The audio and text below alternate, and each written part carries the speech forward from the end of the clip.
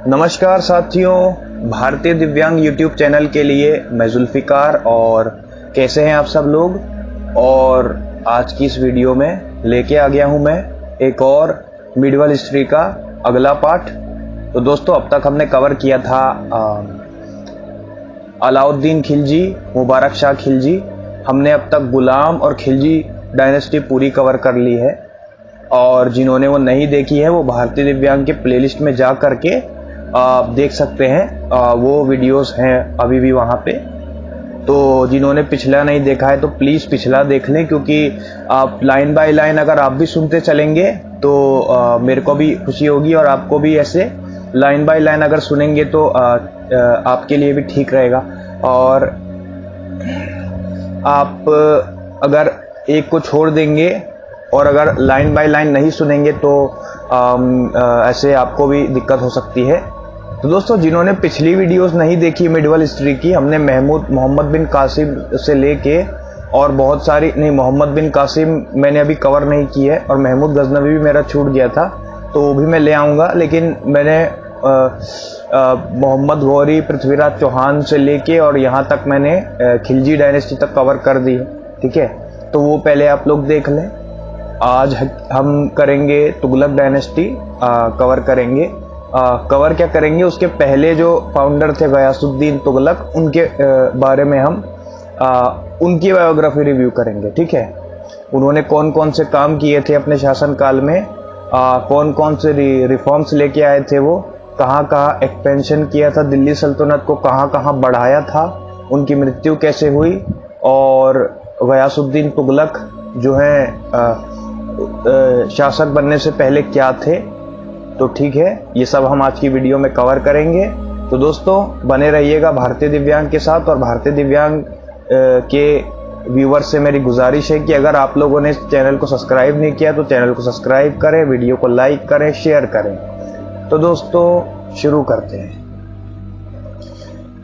दोस्तों, हमने पिछले एपिसोड में देखा था कि अलाउद्दीन खिलजी का जो बेटा होता है मुबारक शाह खिलजी, वो शासन व्यवस्था में मतलब ज़्यादा वो नहीं आता है उसको। तो गयासुद्दीन तुगलक पे हम आए हैं, तो पहले इसका थोड़ा सा इतिहास देख लेते हैं। देखिए दोस्तों, इसके बारे में ज़्यादा कुछ तो नहीं है, लेकिन कुछ इतिहासकार हैं जिन्होंने इसके बारे में लिखा है, जैसे इब्ने बतूता है, बर्नी है, ये ज़ियाउद्दीन बर्नी है। इसका पूरा नाम बर्नी का है, ज़ियाउद्दीन बर्नी।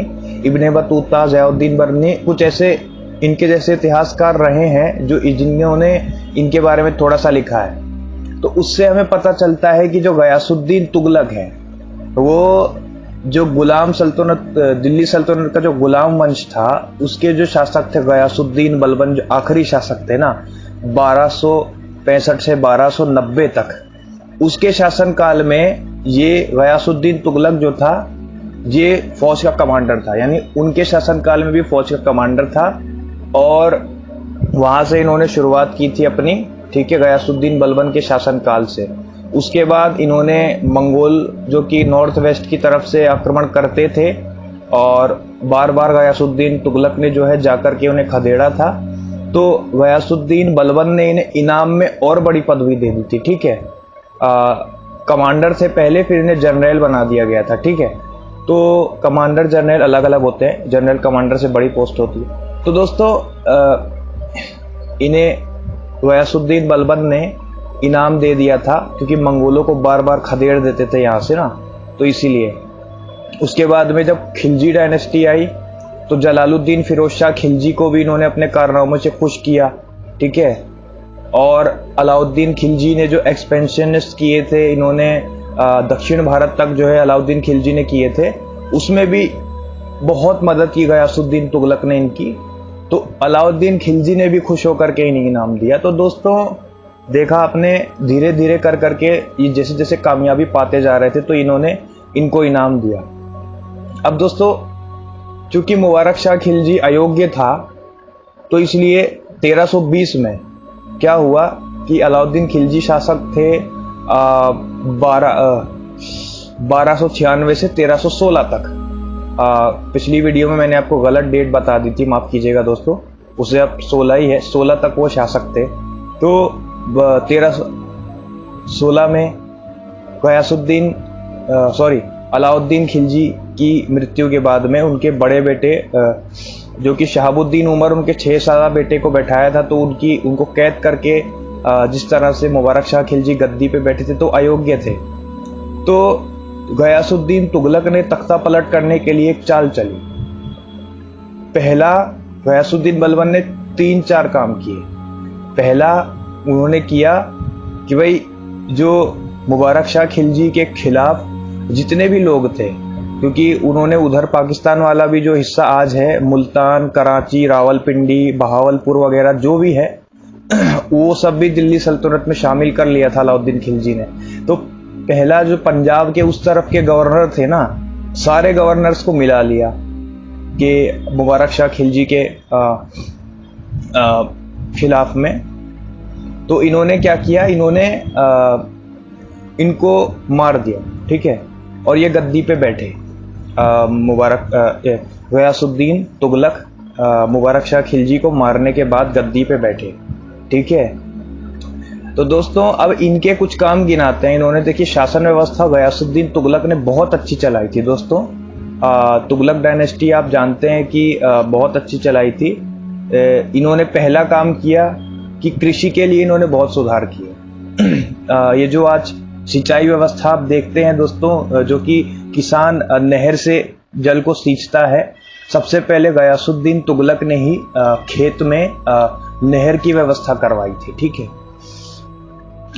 दूसरा काम इन्होंने किया कि जो कर व्यवस्था थी किसानों के लिए, उन्हें सबसे पहले कम कर दिया, ठीक है। और जैसे कि अकाल पड़ जाए कहीं पे या अनाज ना उग पाए तो उसके लिए उन्होंने खत्म ही कर दिया। उन्होंने बोला कि भाई अगर आपके राज्य में अकाल पड़ता है, आप खेती नहीं कर पाते हैं, आपकी जमीन उपजाऊ नहीं है, कभी कभी ऐसा होता है ना दोस्तों, तो भाई अगर अकाल पड़ता है तो भाई आपको टैक्स देने की कोई जरूरत ही नहीं है। उस व्यवस्था में उन्होंने टैक्स ही बंद कर दिया, ठीक है। उस व्यवस्था में टैक्स कलेक्ट ही नहीं करते थे, वो कब बंद ही कर दिया। जैसे कि अगर आपके उसमें अकाल पड़ जाए तो उन्होंने बोला आप टैक्स मत दो, उस वक्त में टैक्स मत दो, ठीक है, कोई बात नहीं। तीसरा उन्होंने काम किया, इन्होंने दिल्ली सल्तनत का विस्तार इन्होंने भी किया भाई, ठीक है। दिल्ली सल्तनत का जो विस्तार था गयासुद्दीन तुगलक ने भी किया। देखो भाई अब जो भी बादशाह आएगा वो सोचेगा ना कि हमारा साम्राज्य जितना विस्तार हो सके हो, पहले तो यही चलता था। तो भाई क्या हुआ कि मोहम्मद बिन तुगलक को इन्होंने भेजा बंगाल में इन्होंने विस्तार किया था। मैं एक घटना बताता हूँ। बंगाल के गद्दी को बैठने के लिए 3 भाई लड़ रहे थे आपस में, नासिरुद्दीन, शहाबुद्दीन और गयासुद्दीन। गयासुद्दीन ये तुगलक हैं, ये तुगलक गयासुद्दीन अलग है, दिल्ली की गद्दी पे जो बैठे हैं वो अलग हैं, ये गयासुद्दीन बंगाल के अलग थे। ये उन तीनों भाइयों में से थे। तो शहाबुद्दीन, नासिरुद्दीन और गयासुद्दीन तीनों लड़ रहे थे, ठीक है, गद्दी पाने के लिए। तो क्या हुआ कि नासिरुद्दीन को गयासुद्दीन, जो बंगाल वाला गयासुद्दीन की बात हो रही है यहाँ पे, नासिरुद्दीन ने जो है शहाबुद्दीन और गयासुद्दीन को हरा दिया, ठीक है। नहीं सॉरी, गयासुद्दीन ने नासिरुद्दीन और शहाबुद्दीन को हरा दिया, शहाबुद्दीन को तो मार दिया, ठीक है। अब क्या हुआ कि नासिरुद्दीन जो बंगाल का सुल्तान बनने वाला था, यानी कि जो संघर्ष कर रहा था, उसने कहा गयासुद्दीन तुगलक से कि आप हमारी मदद करो। तो गयासुद्दीन तुगलक ने बंगाल को एक्सपेंड कर लिया, ठीक है। उन्होंने जो है उसको हरा दिया, ठीक है। मतलब गयासुद्दीन को ही हरा दिया। यानी देखिए दोस्तों, दिल्ली के गयासुद्दीन तुगलक ने बंगाल वाले गयासुद्दीन को हरा दिया। तो गयासुद्दीन ने गयासुद्दीन को हरा दिया, नासिरुद्दीन की मदद की। लेकिन उसके बाद क्या हुआ कि बंगाल में एक विद्रोह होता है और वो उनके हाथ से निकल जाता है, ठीक है। फिर गयासुद्दीन तुगलक को पता चला, तो गयासुद्दीन तुगलक क्या कहते हैं कि भाई अब नहीं, बंगाल तो फतेह हो गया था। तो दोस्तों अब ये एक्सपेंड करते हैं दक्षिण की तरफ। तो भाई अब दक्षिण की तरफ क्या होता है कि जो गयासुद्दीन तुगलक होते हैं वो भेजते हैं मोहम्मद बिन तुगलक को। मोहम्मद बिन तुगलक का नाम था जुना खान या मोहम्मद खान, दोनों नाम थे, इसके मतभेद है। यानी मतभेद तो नहीं है, लेकिन बुलाते दोनों नामों से, जोना खान और मोहम्मद खान। मोहम्मद बिन तुगलक का नाम था। तो इन्होंने भेजा गयासुद्दीन तुगलक ने मोहम्मद बिन तुगलक को कि आप जाओ दक्षिण भारत में हरा के आओ। लेकिन दक्षिण भारत का जो वंश था, मैं नाम भूल रहा हूँ दोस्तों, वंश जो था दक्षिण भारत का राज का, वो का शासक बड़ा खतरनाक था। तो मोहम्मद बिन तुगलक की थोड़ी छोटी सेना थी, उन्होंने हरा दिया उसको आसानी से। फिर वापिस आए मोहम्मद बिन तुगलक। जो वंश था दोस्तों दक्षिण भारत का, जिस शासक से लड़ाई होनी थी, उन्होंने एक चाल चली।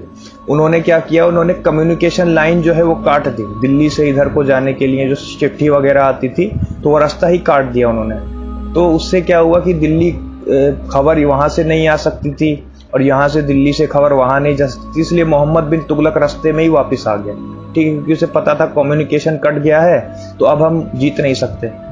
क्योंकि दोस्तों जाहिर सी बात है, अगर बाय चांस कभी फौज वौज कोई बीमार पड़ जाए लड़ाई में, तो हमें दिल्ली से अगर उन्हें फौज की जरूरत हो तो वो कम्युनिकेशन वहां से भेज ही नहीं सकते थे। उन्होंने कम्युनिकेशन लाइन काट दी थी। ठीक है, तो वापस आते हैं और गयासुद्दीन तुगलक से माफी मांगते हैं। फिर उसके बाद गयासुद्दीन तुगलक जो है उनको बहुत बड़ी सेना देते हैं और बोलते हैं अब जाओ। उसके बाद जो है वो वहां पर जाते हैं और शासक को हरा करके दिल्ली लाते हैं।